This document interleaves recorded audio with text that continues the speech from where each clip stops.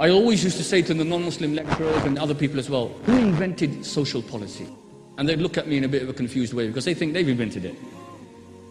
I said, no, the first historical account of the development of a social policy infrastructure is in the Khalifah of Umar ibn al-Khattab radiallahu anh. And I'd say this to them and they'd look at me in a confused way. What are you talking about?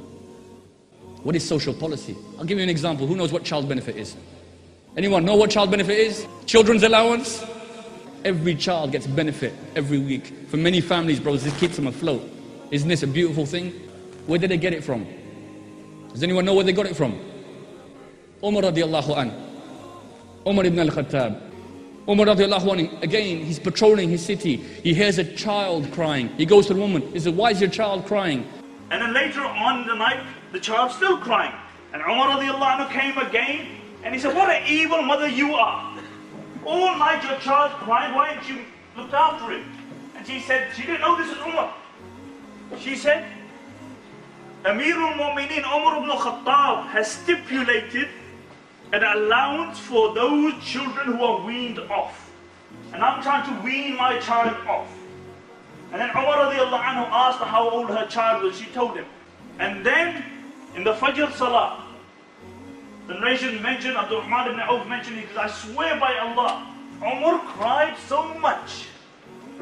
Umar cried so much that we could not understand what he was reciting in the Fajr Salah. And then after the Fajr Salah, Umar turned around and Umar radiallahu anhu said to himself, he said, woe unto you, Umar, how many children have you killed due to this law of yours? And then he stipulated that every child in the Muslim world which was born would be given an allowance. Child benefit started with the Muslims. Umar radiallahu anhu started child benefit. Even in Ireland, I'm told in Ireland, brothers and sisters, she told me there, on the child benefit book in Ireland, it used to be written at the bottom, as was originally established by Umar ibn al-Khattab radiallahu anhu. Umar radiallahu anhu established the treasury, the Baytul Mal. And in his time, brothers, you cannot even imagine the wealth that came to the Muslims. Let me give you an example. The treasury was established when Abu Hurairah radiallahu anhu, he returned from Bahrain with 500,000 dirham. And the story goes, Umar radiallahu anhu says to Abu Hurairah, how much did you bring back? 500,000 dirham. How much? 500,000 dirham. How much? He couldn't even believe this amount of money. I'll give you an idea of what currency was like that time. Abu Bakr radiallahu anhu, his fortune was estimated at 50,000 dirham. 50,000. In that, the equivalent of him today would be multi-millionaire. Abu Bakr would have been considered as a multi-millionaire today. 50,000 dirham was his fortune. He spent it all in the service of Allah. He spent it all in the freeing of slaves, the saving of young girls who were being buried alive, and the support of the Prophet ﷺ. Multi-millionaire devoted his wealth to Islam. Now Abu Hurairah radiallahu anh has bought 500,000 dirham back. And there was no treasury system at the moment. So he established the Baytul Mal. Anybody who could not work in the Muslim world was given an allowance. Umar is saying, he said, I swear by Allah, I will ensure that the Bedouins in the mountains of Sana will get their allowance. They will get their allowance. For Sayyidina Yarbu and other Sahaba who were blind, he actually had a carer. He had a carer to look after these people. Umar radiallahu anhu saw a group of Christians. Subhanallah. They suffered from leprosy. Umar radiallahu anhu took out wealth from the Baytul Mal. And he gave them, he spent on them to cure them. And those who could not be cured, Umar radiallahu anhu spent on them until their final days. Umar once saw a Jewish man, he was begging. And Umar radiallahu anhu called the governor and he said, why is this man begging for? He said, all his life he's paid taxes, now he can't fend for himself. Why is he begging? So in Islam we have the first occurrence when a Baytul Mal, i.e. a community chest, the collective fund was established. Then Umar radiallahu anh appointed officials for the administration of this so that it was given to children, to fuqara, those people whose needs went up, to widows, to orphans, to education, to health care, to looking after prisoners, so that the army also and the soldiers had a wage. This is what social policy is, brothers. No other, this is the first occurrence in history where we have. Before, yes, there was sadaqah. In the time of the Jews and the Christians, there was sadaqah. People gave charity and helped people in need, but there was no formal institution of collecting the money and then ensuring it is distributed to these various categories of people. And to give you an idea, so this was Abu Hurairah who bought 500,000 dirham back from Bahrain. When the lands of Iraq had been conquered, 86 million dirham were collected from the lands of Iraq on an annual basis into Bayt al-Mal.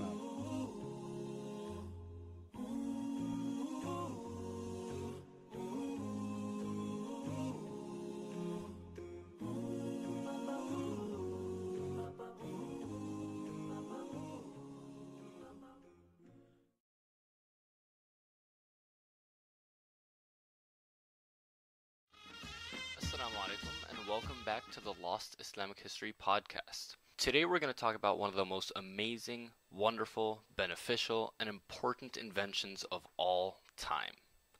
Coffee. Today over 1.5 billion cups of coffee are drunk every single day all around the world. It's become a cultural staple almost everywhere you can travel to and is part of billions of people's daily routines. So where did this tasty and addictive drink come from? And when did it become so popular? Now, believe it or not, it's a relatively new drink. It's only been around for a few hundred years, since the 1400s. Now, I know that sounds like a long time ago, but relative to the rest of human history, thousands and thousands of years, coffee is a pretty new invention. So where did it come from? Well, the legend goes that somewhere in Ethiopia, or maybe Yemen, there was a goat herder who realized that every time his goats ate beans from one particular tree, they had a lot of extra energy and were jumping around all over the place, and generally acting pretty crazy.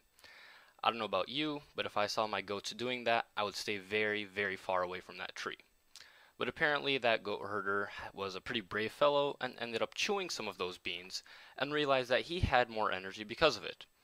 Eventually, the people in that region realized that if you grind the beans, you can dissolve the powder in water and make a dark drink that gives you more energy. Thus, coffee was born. Now, that story may or may not be true, but what's important is that during the 1400s, this new drink began to be pretty popular in Yemen. They called it qahwa, based on the Arabic root word qaha, which means having no appetite, because this drink tended to dull one's desire for more food. It was especially popular in Yemen among Sufis and other religiously oriented people, as it gave them the energy to stay up at night worshipping God. From Yemen, the drink spread north into the Ottoman Empire, where the Turks called it kahva.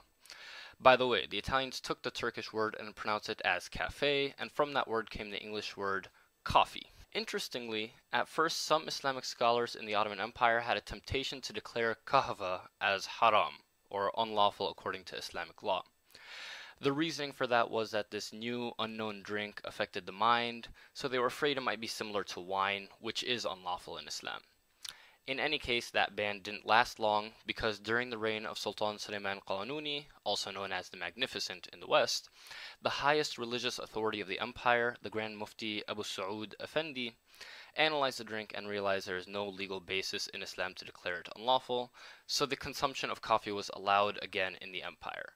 And, as you can imagine, the people rejoiced. Throughout the empire, and especially in Istanbul now, coffee shops began to spring up all over the place, and European travelers took notice. Wealthy Venetian traders especially imported this new drink into Europe throughout the 1500s and 1600s.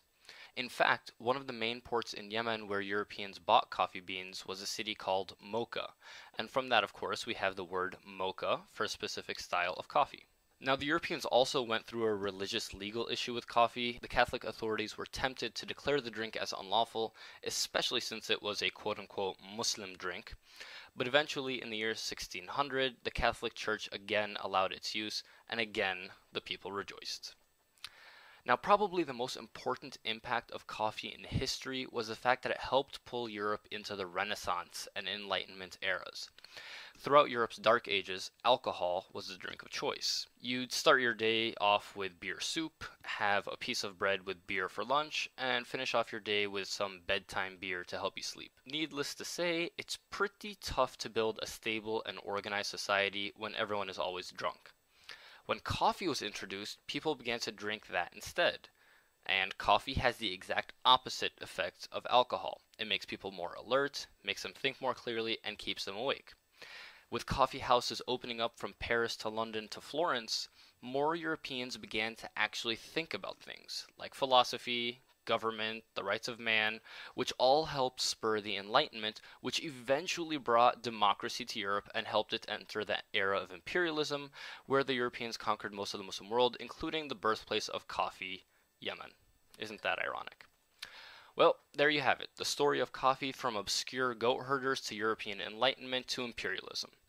I hope you enjoyed this episode of the Lost Islamic History podcast, and we'll see you next time. Salam.